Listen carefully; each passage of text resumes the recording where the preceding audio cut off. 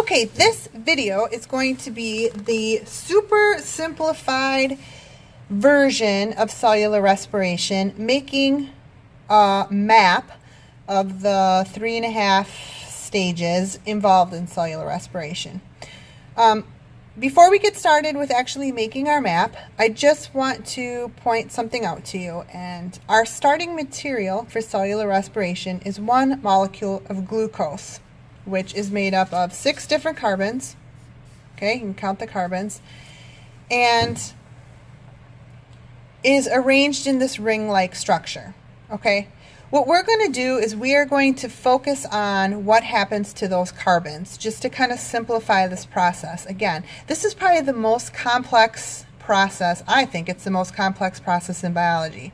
Okay, so we're going to work our way through and we're going to simplify it as much as we can by really just focusing on what is happening with the carbons. And to make it a little bit easier to visualize, I'm going to put the carbons in one straight line so that it just, I think, visually makes it easier to understand. But I do want you to keep in the back of your mind that, realistically, this is going to be in this ring-like structure. Okay, so keep that in the back of your head. The first step of cellular respiration is called glycolysis, which literally means the breaking down of glucose. There is 0 oxygen that is required for this reaction, so it can occur with or without oxygen, and it occurs in the cytoplasm of the cell. We are going to start then with our glucose. Okay, remember 6 carbons. There's 6 carbons here. 1, 2, 3, 4, 5, 6. I put them in a linear form. All right. What we are going to do, the end result of glycolysis, is we're going to break this 6 carbon compound up into 2 3 carbon compounds. Okay, and we're going to do this one time, break it up into 3 carbon compounds, and then we're going to kind of rearrange those carbons again to produce a different 3 carbon compound. So what we're going to do is we're going to use some energy. We're going to invest 2 molecules of ATP to break apart this carbon compound into 2 3 carbon molecules. And we're going to call these 3 carbon molecules right here PGAL. I should just put this here to not get super confusing. So PGAL is a 3 carbon compound. It's got these phosphates on it. The phosphates came from when we invested the ATP. The ATP broke apart into ADP and released a phosphate group. Those attached to these 2 3 carbon chains, and we end up with this chemical called PGAL. What we're going to do now is we're going to use those phosphates to now slam them together with ADP and make ATP. And we'll do that for each particular molecule. So we're going to 2 ADP on this one will form 2 ATP, and we're also going to have a reaction with the hydrogens here where hydrogens get added to NAD plus to form NADH. So if you didn't watch that super simplified video of ATP that is posted right above this, you really should, just to remind yourself of what these compounds are. But they're energy compounds. These are what give our cells energy. Okay? Each one of these 3 carbon PGALs are going to do that. So this one's going to produce 2 ATP, this one's going to produce 1 NADH, and this one's going to produce 2 ATP and an NADH. And the compound that's left over after this reaction is called pyruvate, or sometimes known as pyruvic acid. This is the end of the first step of cellular respiration. We started with the 6 carbon compound, glucose. We ended up with 2 3 carbon compounds called pyruvate. And in the process of converting this to this, we made 4 ATP total, 2 from this one, 2 from this one, and 2 NADHs. So we made 6 total energy storing compounds. Now, remember that we had to invest an initial 2 ATP, so our net gain is going to be a little bit different, just because we got to subtract those 2 out. We had to put some energy in order to make some energy. This process occurs in the cytoplasm of the cell, so in all that semi-fluid stuff that the organelles are floating around into.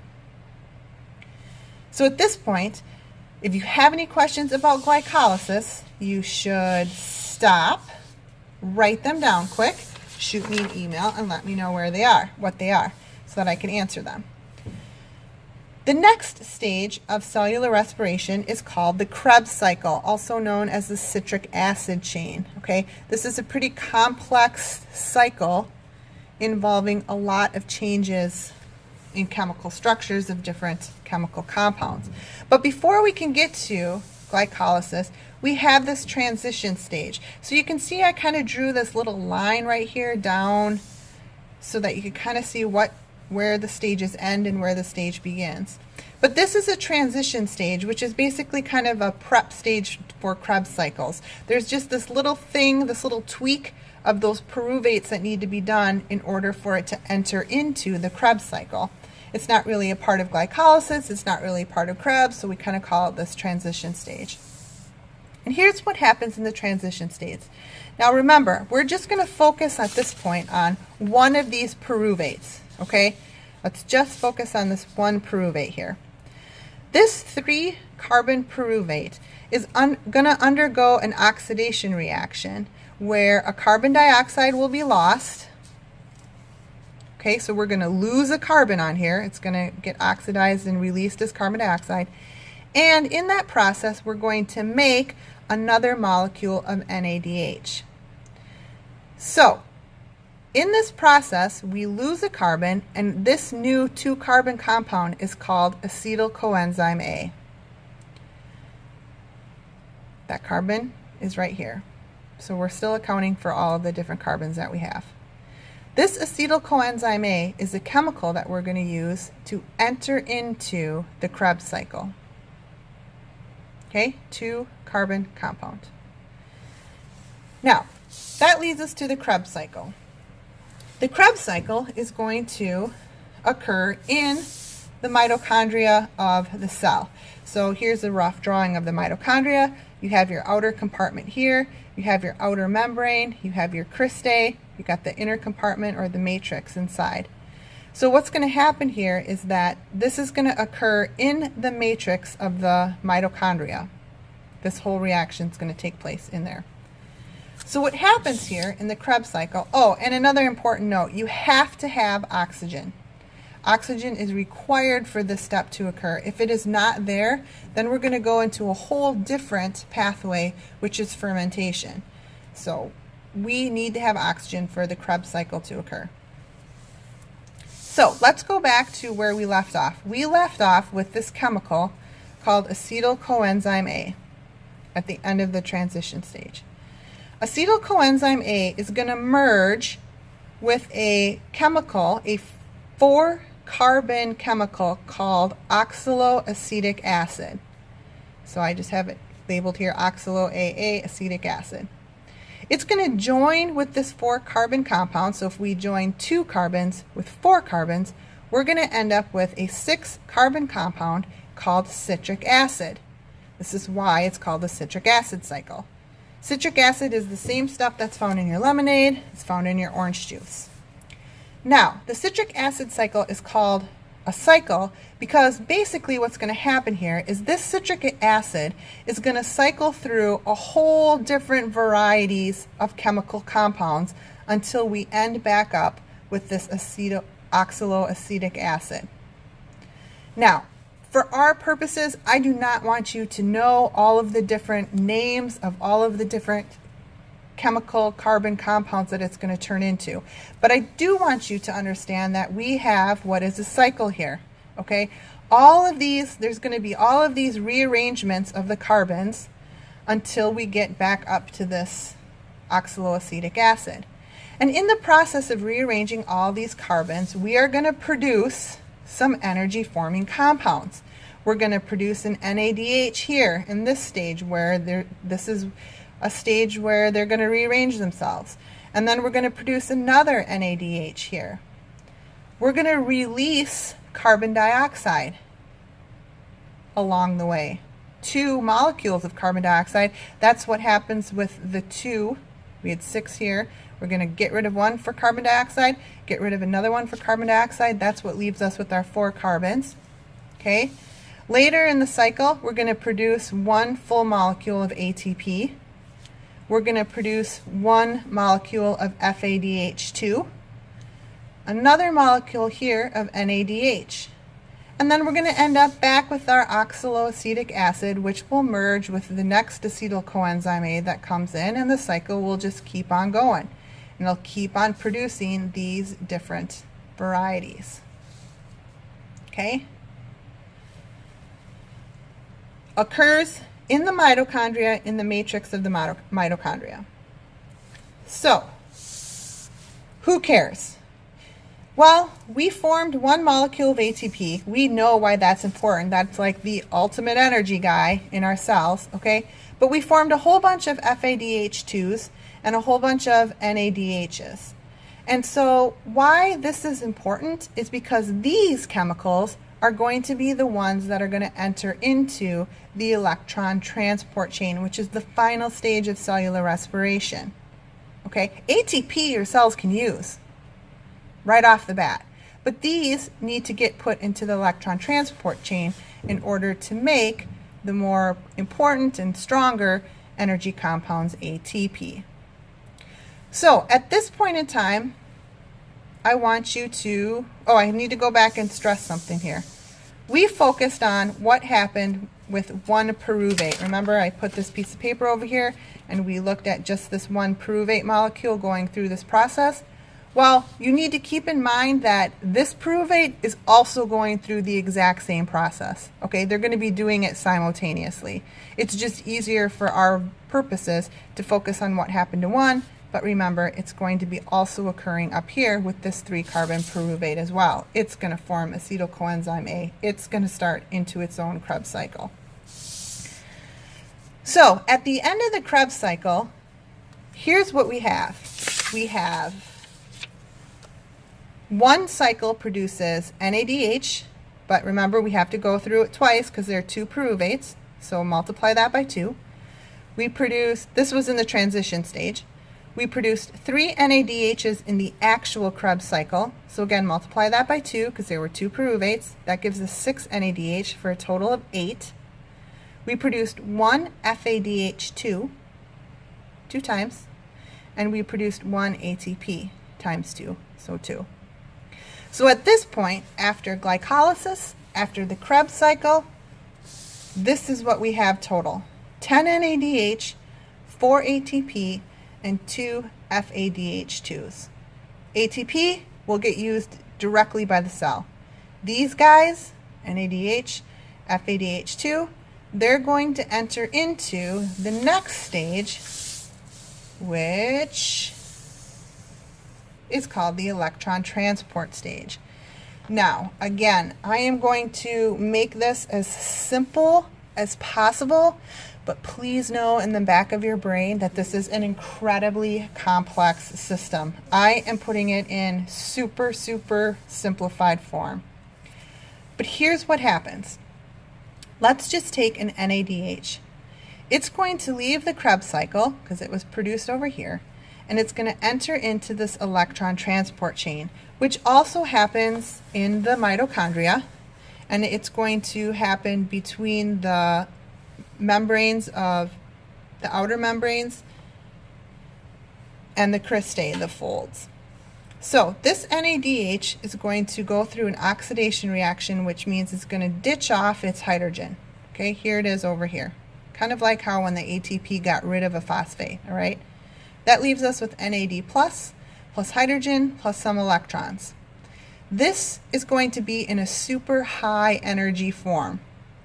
And what it's going to do is it's going to go through a series of reactions that are going to rearrange things to give us some different intermediate compounds. And, you know, these aren't, for our practical purposes, I don't need you to know these, but just understand that it's going to lose energy here, energy gets lost. It's going to convert this to this, energy is lost. It's going to convert this to essentially 2 electrons, 2 hydrogens, and some oxygen, which will rearrange to form water. And in this whole process that's occurring, let's move this over this way, you have this loss of energy. Well, the question is, why lose the energy. Where is that energy going? What is it that we're going to use it for? Well, what we're going to use it for is that lost energy is used to pump hydrogens that are sitting here inside. Here's your mitochondria. Okay, here's the matrix. You've got all these hydrogens in the matrix. That energy that's lost in the electron transport chain is going to pump these hydrogens across the membrane, across the cristae, these folds in the mitochondria, into the outer compartment here. Once these hydrogens start to gather out in this area, it's a process of simple diffusion. There are so many of them, they want to go back inside where there's more room, okay? And that's just a natural process. So the hydrogens get pumped out, then they just flow back in, and as they flow back in, they slam phosphates and ADP together in order to make ATP. Hydrogens pumped out, they flow back in. As they flow back in, they slam together ADP plus a phosphate and make ATP. Out, come in, make ATP. So for each NADH molecule, we will get 3 ATP that's made from this whole electron, which really you could call it the hydrogen transport chain. We'll get 3 ATP that's made from that. And the same general thing happens with FADH2. Okay, it's just a loss and gain of hydrogens, and for every FADH that enters into the electron transport chain, we will get 2 ATP that's made. So if you sum all of that up, we will end up getting 30 ATP from the NADH molecules that we made. Remember, if we go back to where we started, we had 10 here. We'll take 10 times 3, and we're going to end up with 30 ATP. We had 2 FADH2 molecules, so we'll take 2 times 2, and we're going to get 4 ATP from the FADH2 molecules. And then we made 4 normal ATP through glycolysis, where we made a total of 2, and the Krebs cycle, where we made a total of 2. So altogether, this process produces 38 molecules of ATP, the ultimate chemical energy source. Now, know that this isn't a perfect, ideal situation. Typically, our cells are not quite this efficient, and we will make less than 38 due to other environmental factors. But if in a perfect world, going through this entire cycle, we should end up with 38 ATP. Okay? So real quick summary with your map here. Start with glycolysis, start with glucose. At the end of glycolysis, you end up with pyruvate. Pyruvate will turn into acetyl coenzyme A, which will enter into the Krebs cycle, making citric acid, changing, and as all of those rearrangements occur, these things are produced as byproducts. Okay? And eventually then these things, NADH, FADH2, are going to enter into the electron transport chain, where as they lose energy, they pump hydrogens out that flow back in, causing it's like a physical reaction of ATP to be formed. Ideally, you get 38 ATP that form. What I want you to be able to tell me about this process here, let's go back to here, is I want you to tell me the beginning and end results of each phase. Okay? And I want you to be able to look at this whole map that you made and be able to answer some questions like, what happens if we can't produce acetyl coenzyme A? What's going to happen to the amount of ATP that's produced? Well, what's going to happen if for whatever reason you have a disorder of the mitochondria where you don't have hydrogens that can come out, or whatever? I want you to be able to look at this whole map and think about what the consequences will be if certain things happen based on what you know. So I would highly recommend making this map. It's going to help you. Obviously, when you use it on a test, you can fold the whole thing out and kind of see here if I give it the long view. what it looks like. I used a legal sheet of paper, but you can easily do it on one. But it's basically just a map of cellular respiration. So I hope this gives you a nice simplified version of what I consider to be the most difficult topic in biology. And in 20 minutes, you just cranked through the most difficult topic of biology. So right on, you should walk proud and tall today. Have a great day.